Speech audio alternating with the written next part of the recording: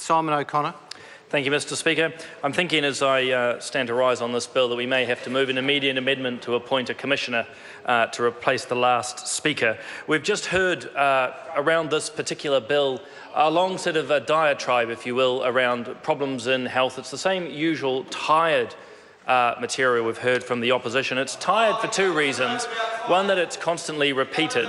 The second is, of course, that it doesn't go with any of the facts. And just to give very quick context, actually, about Southern, and I'm sure you'll hear it more from the excellent members who represent down in that area. But something like the Southern DHB has actually benefited from over $800 million of funding.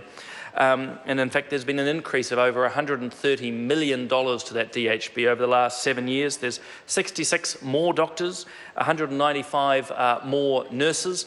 But in saying that, this government is very clear that there's always more that can be done. And in fact, that's one of the falsities, if you will, that's just been put out by the opposition of, somehow the idea that there is a magic number that can be spent in health and that all of a sudden everything can be taken care of. Those of us who have engaged or worked in the health sector, public or private, know that it's an unsatiable need.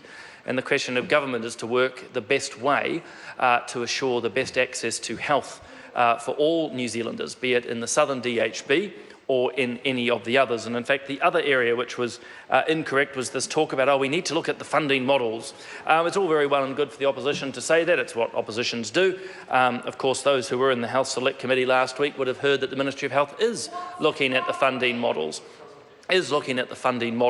So there's actually proactivity there from the government, has been for a while, and just really encourage the opposition to get a bit more involved and up to speed.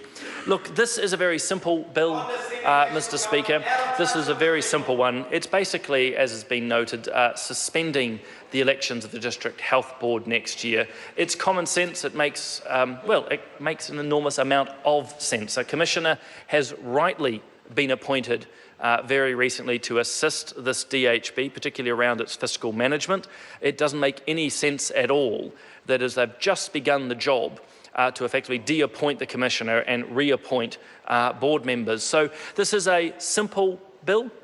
I think it's an excellent bill. It's a prudent bill. We want, I think, as a government to see the commissioner and the team have a bit more time. I fully support it. Look, the Health Select Committee is a busy committee. We have moved through quite a bit of legislation, but we welcome more coming to us, and I agree with what the Minister is saying around the report back times. I think without presuming the committee's business, we will take that into account. Again, this is a fairly simple, narrow bill achieving basically a path back to democracy and a path back to better funding. Thanks, Mr Speaker. Mr Speaker. I call Claire Curran. Thank you, Mr